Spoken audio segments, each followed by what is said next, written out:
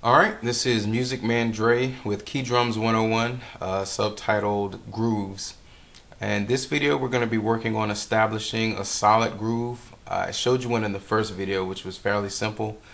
This one will be a little bit more advanced, but not too complex. A groove is basically establishing a rhythmic pattern that basically repeats.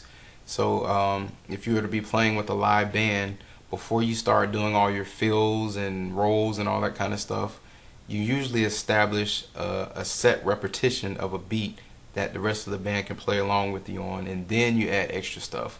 So it's very important to just know how to set that up first. So I'm gonna start with this really simple beat. I may not play it exactly the same when I show it to you, but you'll get the gist of it, and we'll break down everything else, and I'll just show it to you once I get there. All right, here we go.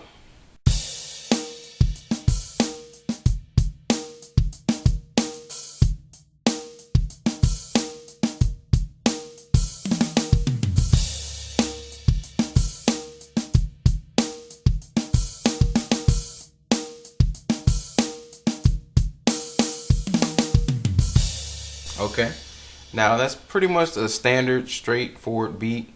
I added some extra stuff in it, the fills and all. We'll probably get to that in another lesson. I may show you one in this video and break it down to you, but the main thing is getting that groove established. So if you notice with the kick and the snare, the main thing I was playing was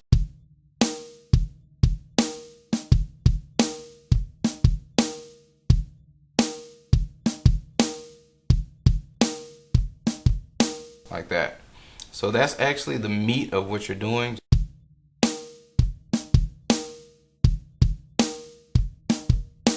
Like that. This is my technique that I use. If it works better for you to use other fingers, go ahead. That's one thing I don't really teach. I don't really try to show people how exactly to play it. I just think whatever's most comfortable for you, that's what you do. But what's comfortable for me is my middle finger and my pointer finger right there. All right. So again, I'm going to play this a little bit slower so you get it.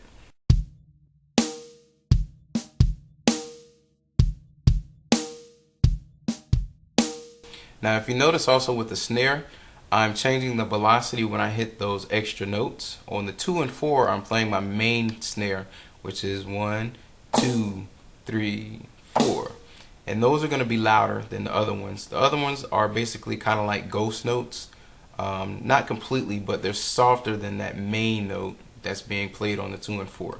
So it ends up sounding like 1, 2, 3, 4, 1, 2, 3, 4. So you can hear the difference, and this basically helps create character and adds dynamics to your drum playing, because like I said in the first video, you don't want it to get to be too monotonous because it's all at the same level. So that's pretty much what I've been doing with the kick and the snare on that groove. Now with the hi-hat, it's basically double time again, and it is still the hard, soft, or loud, quiet, like that. And this is just to create dynamics. So when you put it together,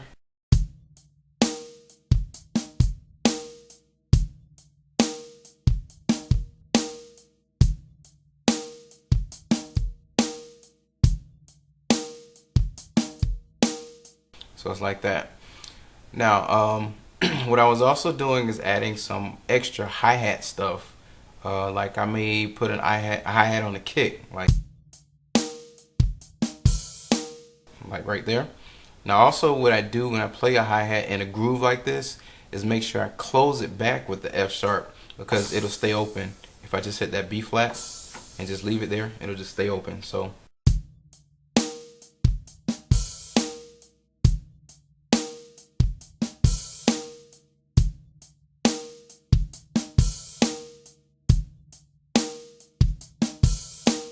basically all I'm doing with the hi-hat is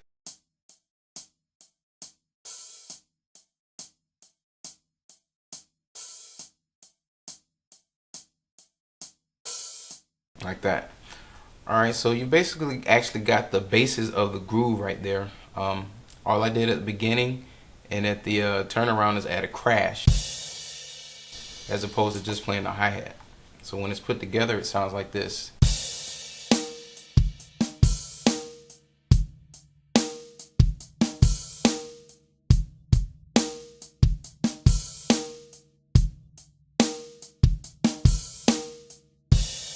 like that. Now the fills I did in between, that's probably gonna be for another lesson, but I'll show you one fill so at least you'll have something to play around with until we get there. There's so many fills you can do, but I would suggest listening to a drummer just to get some ideas. I've become accustomed to doing certain fills that I've heard drummers do, and some that just became comfortable with me as a key drummer. So I'll show you a few. Can't actually explain them all right now, but I'll show you a few.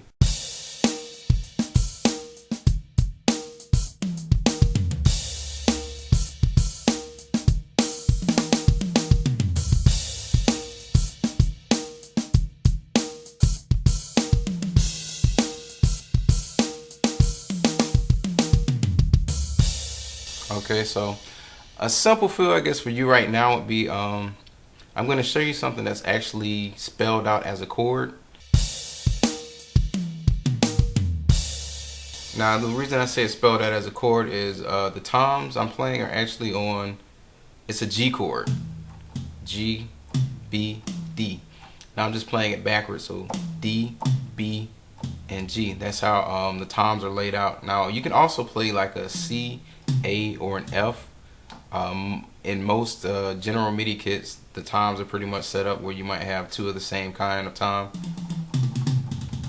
on those keys. But for this particular one that I'm doing, I'm using a D, E, and G.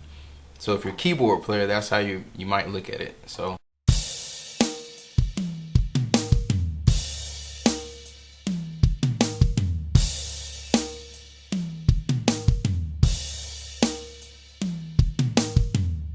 now also what I'm going to do is kind of keep the beat going while I do this lick.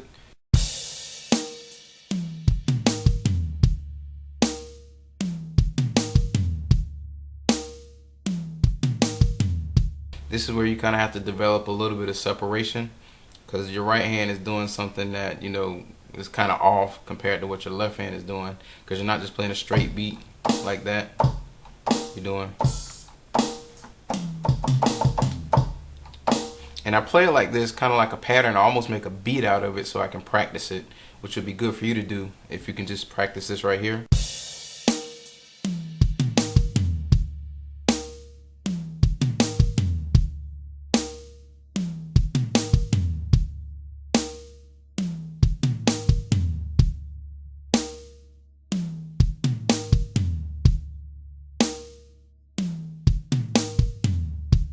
So I'm just kind of getting that in my head.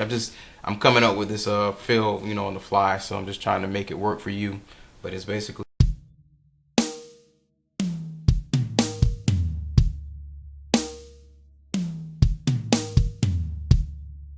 All right. Now you can practice that. Let me know what you think about the video, and I'll work on some more, and we'll see how it keeps going. Thanks for watching.